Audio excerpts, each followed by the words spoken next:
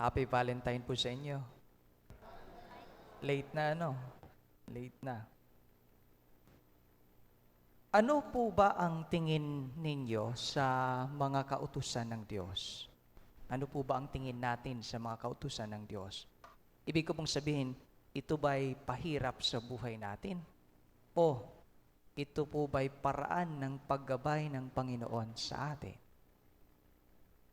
Naitanong ko ito sa inyo dahil ngayong araw, isa sa mga binibigyan din ng ating pagbasa ang kahalagahan sa pagsunod at pagtuturo sa mga kautusan ng Diyos sa iba. Sa iba. Sa atin at sa iba. Minsan kasi mayroon akong naririnig na nagsasabi na, yung mga kautusang iyan ay malaking hadlang po o sagabal sa aking kalayaan. Nalilimitahan po ang gusto ko. Ang gusto kong gawin. Sa ating unang pagbasa na mula kay Propeta Sirach, pinapaalalahanan po tayo ni Sirach na malayang-malaya po tayo sa pagpili o sa ating mga desisyon. Ano ang sabi ni Sirach? Sabi niya, naglagay ang Diyos sa harapan mo ng tubig at apoy. Yung option mo lang, tubig at apoy, hindi yung at. Ibig pong sabihin, walang neutral ground. Even not choosing is a choice. Halimbawa, may nadapa dyan. Tapos tiningnan mo lang. Wala kang ginawa. It was a choice. Diba? Ibig pong sabihin, nagpabaya ka. So, pinili mo yung hindi tama. Tubig at apoy. Anong ibig sabihin ng tubig at apoy? Ito po yung nagpapahiwatig na sa buhay natin, ang ating mga desisyon ay umiikot lang sa dalawang bagay. Buhay at kamatayan. Tama o mali. Sa masama o sa mabuti. Dalawang bagay lang. And of course, ngayong araw, pinapaalalahanan tayo ng Panginoon to choose wisely.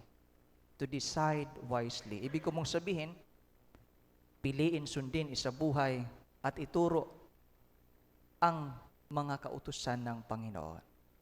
Well, bakit kaya ganito Bakit kaya ganito? Well, sa tingin ko po, and I think you can attest, na ang Panginoon po natin ay isang matuwid na Diyos. Ibig ko pong sabihin ng matuwid, He is a God of order. Tingnan natin yung aklat ng Genesis, yung creation story. Ang ganda ng ginawa ng Diyos. It was in order and it was beautiful. Napakaganda. At ang mga kautosang ito ay nagpapahiwatig po ng paglalagay ng order sa ating buhay.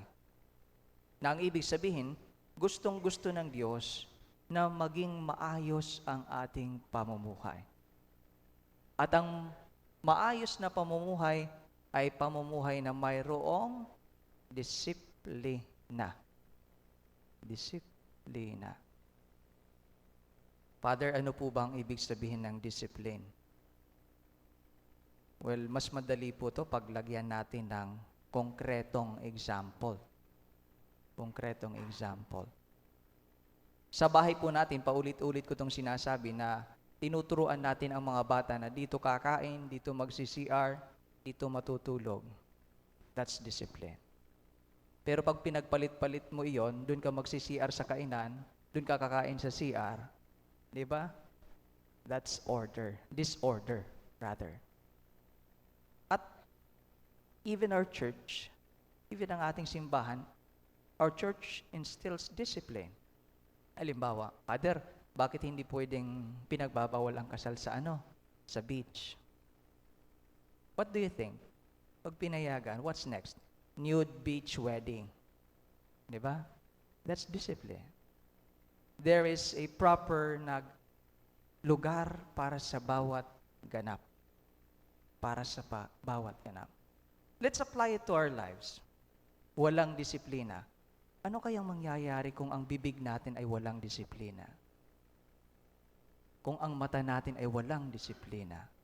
Kung wala tayong disiplina sa oras, pagtulog, pagtrabaho, di ba? Tulog ka araw, gising ka gabi. Aswang. Tulog ka araw, gising ka gabi. Unless call center agent ka. Di ba? That's discipline.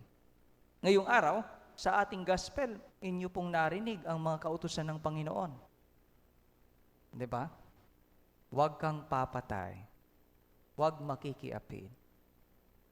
Itong mga kautosang ito ay lingwahe po ng Panginoon sa paggabay natin sa atin para magkaroon tayo ng maayos na buhay.